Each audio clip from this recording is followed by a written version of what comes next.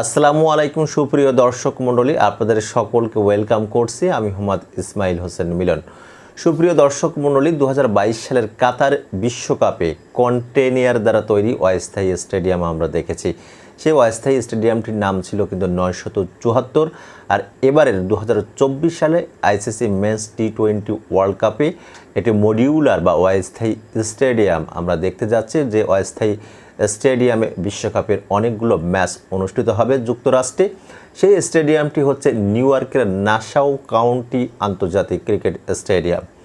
এবং সুপ্রিয় দর্শক মণ্ডলী, যারা এই মুহূর্তে আমার ভিডিওটা দেখছেন, নিউ ইয়র্কের নাসাউ কাউন্টি আন্তর্জাতিক ক্রিকেট স্টেডিয়াম, এই অস্থায়ী স্টেডিয়াম সম্পর্কেই আপনাদের কিছু তথ্য দেওয়ার চেষ্টা করব। আশা করি এই ভিডিওটি প্রথম থেকে শেষ পর্যন্ত দেখবেন এবং আমার সঙ্গেই থাকবেন। নিউ ইয়র্কের নাসাউ কাউন্টি আন্তর্জাতিক ক্রিকেট স্টেডিয়ামটি স্টিল এবং অ্যালুমিনিয়াম দ্বারা নির্মিত হয়েছে। বাংলাদেশ টাকায় প্রায় 3.5 কোটি টাকা ব্যয় হয়েছে এই স্টেডিয়ামটি নির্মাণ করতে। এবং এর নির্মাণ শৈলী কিন্তু অসাধারণ, চোখ জোড়ানো, চোখ ধাঁধানো, অনিন্দ সুন্দর ছবির মতো। বাংলাদেশের ক্যাপ্টেন নাজমুল হোসেন শান্ত এবং ভারতের রোহিত শর্মা তারাও কিন্তু এই স্টেডিয়াম দেখে প্রশংসা করেছেন, প্রশংসার ভেলায় ভাসিয়েছেন। এর নির্মাণ শৈলী সত্যিকার অর্থে কিন্তু চোখ জুড়ানো, এবং সেই নির্মাণ শৈলীও কিন্তু আমরা বিভিন্ন অনলাইন এবং ইন্টারনেট গুগলের মাধ্যমে সেটা দেখতে পেয়েছি। সুপ্রিয় দর্শক মণ্ডলী, এই স্টেডিয়ামটা একটা পার্কের মধ্যেই কিন্তু নির্মিত হয়েছে। মাত্র 5 মাসের মধ্যেই কিন্তু আইসিসি এই উচ্চাভিলাষী প্রকল্পটা সম্পন্ন করতে সক্ষম হয়েছে। এবং এই স্টেডিয়ামের আরেকটি অনন্যধর্ম বৈশিষ্ট্য হচ্ছে 34,000 ধারণ ক্ষমতা সম্পন্ন এই স্টেডিয়াম। এবং এই স্টেডিয়ামের কোনো ফ্লাড লাইট নেই। ছোট বাউন্ডারিটির দৈর্ঘ্য হচ্ছে 60 মিটার, বড় বাউন্ডারিটির দৈর্ঘ্য হচ্ছে 82 মিটার। আর অনন্যধর্মী ইউনিক বৈশিষ্ট্য সেটি হচ্ছে এই স্টেডিয়ামের যে পিচে খেলাগুলো অনুষ্ঠিত হবে এবং যে পিচে বিভিন্ন ম্যাচগুলো খেলা হবে সেটি কিন্তু ড্রপ ইন পিচ।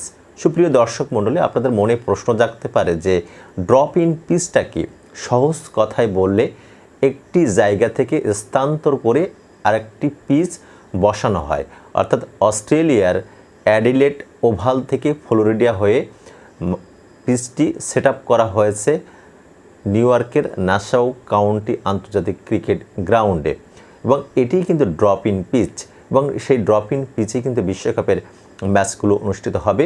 এবং আজকে যে মুহূর্তে এই ভিডিওটা আমি করছি, সেই মুহূর্তে কিন্তু বাংলাদেশ ভারতের মধ্যকার একটি প্রস্তুতিমূলক ম্যাচ এই স্টেডিয়ামে অনুষ্ঠিত হচ্ছে। এবং আপনাদেরকে জানিয়ে রাখা ভালো, যুক্তরাষ্ট্রে এবং ওয়েস্ট ইন্ডিজে এবারের বিশ্বকাপ এর সবগুলো ম্যাচ, 55টা ম্যাচ অনুষ্ঠিত হবে। তার মধ্যে 16টি ম্যাচ অনুষ্ঠিত হবে যুক্তরাষ্ট্রে, 8টি ম্যাচ অনুষ্ঠিত হবে কিন্তু এই নিউ ইয়র্কের নাসাউ কাউন্টি আন্তর্জাতিক ক্রিকেট গ্রাউন্ডে। এবং শ্রীলঙ্কা, দক্ষিণ আফ্রিকা, বাংলাদেশ, দক্ষিণ আফ্রিকা, ভারত, পাকিস্তান ম্যাচ রয়েছে 9 জুন। এবং 9 জুনের এই ম্যাচ দেখার জন্য টিকিট নিয়ে ইতিমধ্যে কিন্তু কাড়াকাড়ি শুরু হয়ে গেছে। বাংলাদেশ টাকায় 20 থেকে 25,000 টাকায় একটা টিকিট কিন্তু কিনতে হচ্ছে। জ্যামপ্যাক স্টেডিয়াম হয়তো থাকবে। এবং এই খেলা শেষে, এই বিশ্বকাপ শেষে এই স্টেডিয়ামটি কিন্তু ভেঙে ফেলা হবে। অর্থাৎ মাঠটা হয়তো থাকবে কিন্তু চতুর্দিকের যেই গ্যালারিগুলো থাকবে না।